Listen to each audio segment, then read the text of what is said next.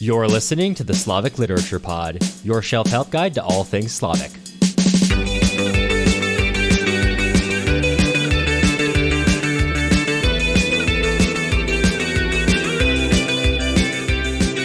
I'm Cameron Lalana. And I'm Matt Gerasimovich. And today we're covering Part 1, Chapter 14 of Vasily Grossman's Life and Fate, talking about Nazis. Again, seems like we're always talking about Nazis. Don't know why that's the case, but Mostovskoy taken away by the SS last chapter. You don't want that to happen. Not usually a good thing.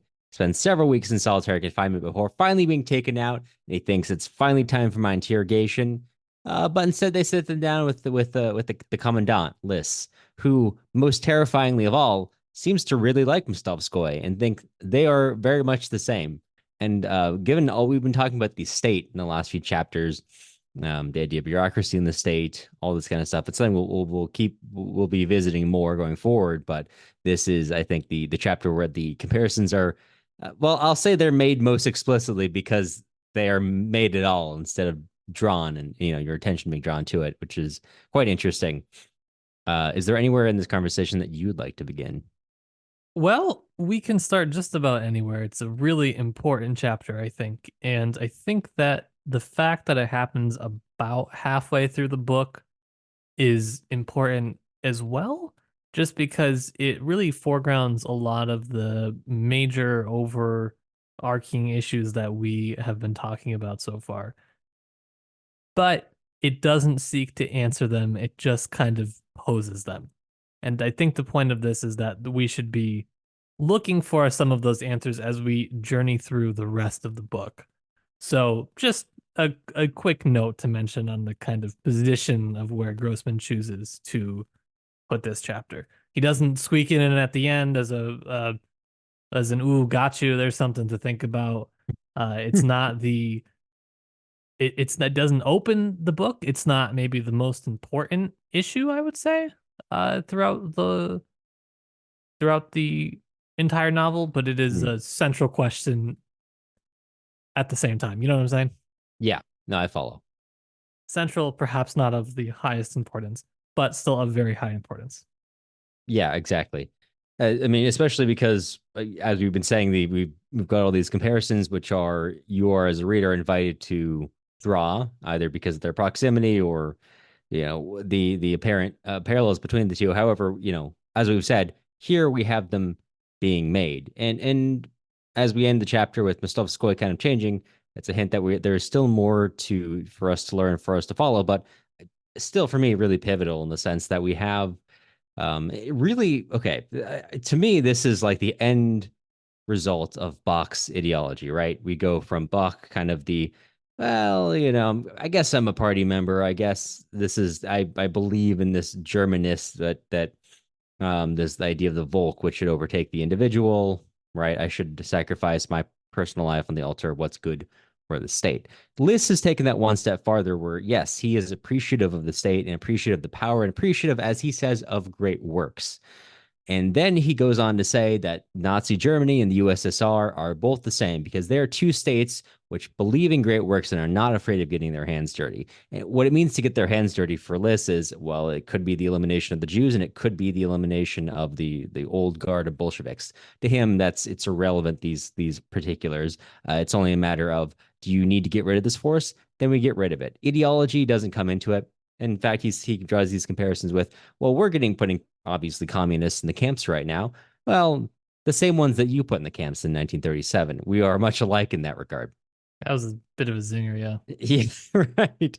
And when it comes down to it, Lys is, despite being an SS commander, and you could, regardless of whether or not you could say maybe this is not Lys putting forth his true foot, I think we're meant to understand it as this true foot, where yes, he is a party member, he is of his society, he is fully in support of all these things, but he's only in support because insofar as they advance the goals of the state of pure power, which is this kind of totalizing position. I mean, this is the most complete de-individualization of anything, right? Because at least ideologies believe in something. Lys apparently doesn't. Lys only believes in the advancement of great works of the state, and whatever has to be crushed underfoot for that to happen, be that as it may, that'll be how it happens.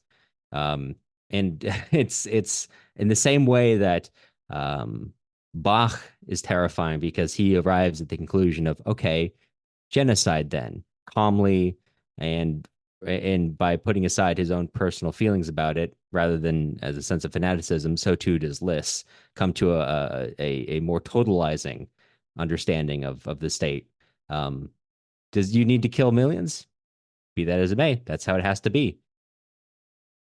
And he says that, and then this comparison he makes drives Mostovskoy into this terror of, maybe I'm wrong, maybe Stalin's wrong, maybe the party's wrong, and maybe Lenin is wrong. And this is an especially controversial point because even to today, it's a very common belief system. It's something that I don't know if you ran into in conversation when we were living in Russia, but something I certainly ran into.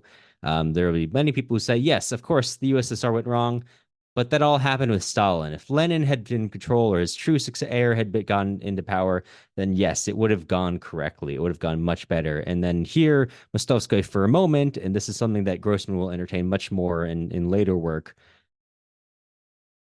is maybe it's not Stalin taking things wrong, making what was right into something unrecognizable. Maybe it all flows from Lenin. This is a choice from the very beginning. This was an original sin of the state. Of course, he very quickly comes back from that, but after his conversation, still turns back to Konnikov's writings, which are kind of along those lines. So interesting, all of it, just a fascinating thesis to put forward for us to be considering as we're moving forward with the novel. What I really liked about the conversation was how genuine Liz seemed throughout all of it, and how uncomfortable that made Mostovskoy. The whole conversation, Liz is what seems to us to be very genuinely trying to engage with Mostovskoy and really trying to learn from him, maybe. So he says. I mean, his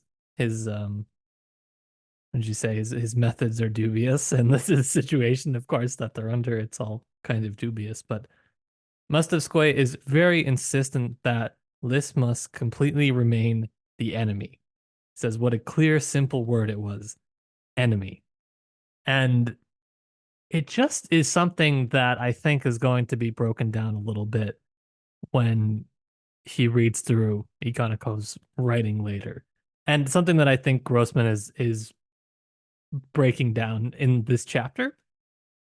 And it is really complicated, I think, because even though I do think Grossman has more sympathy for the communists than he does the fascists, I don't think he has really any sympathy for. The communists, I think there's maybe some there. Maybe I'm projecting some onto him, but I think there is some there. I would say that um, the still the sort of mentality that Mostovskoy has towards others is something that he really is challenging, kind of regardless of ideology. It is something that you don't have to be a communist to do, to categorize somebody as other, as enemy, and whatnot. And you would sort of, I almost have expected these internationalist communists to be the ones trying to break down barriers and sort of find any sort of common ground to not just move forward, but to advance their cause, which of course he's kind of, they're sort of trying to do that with the other prisoners, yet he's most of his time is trying to, he spends it trying to convince others not to suspect the other person of being an infiltrator, or of being, an enemy of somebody else. And it's really just kind of a mess. And this is one of probably the only instances I can think of in the book where you're going to have two characters from, one from each side interacting with each other directly in a way that there is an attempt to find any sort of common ground. And so it's just, the whole thing is just so fascinating to me. I don't know. I have like 10 different thoughts in there, but because there's so much being set up here. I know we've been talking about these comparisons being made, but again, this is the first time they're made so explicitly. And interestingly, they're not made by fanatics. They're made by people who are by all measures seem to be intelligent people who are able to evaluate shortcomings in their own societies. Right? As Lys first engages him, he kind of says, "Hey, look, I know I'm an SS commander. I'm a party member, but my real interest lies in the questions of history and philosophy. Surely, not all the officers in your NKVD love the Lubyanka." Again, this terrifying thing where you've got, and I agree with your that there is no sympathy for fascists here, and there is a measured sympathy for the communists. However, this is why I think this is a measured sympathy, because there are dimensions of this, right? You've got like you can see varying levels of characters from Mostovskoy to Abarchuk to even Chernetsov, the Mensheviks. You've got all these varieties of characters who are all the same challenges are being put to them, right? I mean, most of the main ones are kind of not are seeing it from the outside. They're still kind of holding firm, but you also have keep characters in their lives or people in their lives who are challenging them, right? There's a possibility moving forward, whereas that doesn't really, so far, has not been an element for the fascist forces. But at the highest level, I think there is at the most extremes, at the outer limits, which is, and I say this is an extreme, but the extreme is the normal operation of the Soviet state at this point. The comparison that Lys is making, I think, and this is why Grossman makes Mostovskoy have his epiphany on the road that the USSR is. It's not that far off from functionally being the same as what Lys describes in his own society. No, there's this line that really is so jarring when you read now, where Lys is saying, "Today you're appalled by our hatred of Jews. Tomorrow you may make use of our experience yourselves," which of course they do. There's a ton of lines like that where it's sort of like on an individual level, each of those points, yes, might be true. Yeah, it doesn't make the whole point true. Mm-hmm. Right? It's one aspect that might be true, but it doesn't validate Lys's entire theory. We'll probably get into this more in our long episode, I would think, just because it's so important and, like I said, such a central aspect of the book. Yes. So I don't want to beat it to death here, but right, because it's going to be beaten to death a lot more before this is over. Correct. I will make sure of it. You're right. Well, in that case, perhaps we should wrap up here for today. I think so. In which case, you will be hearing from us again soon.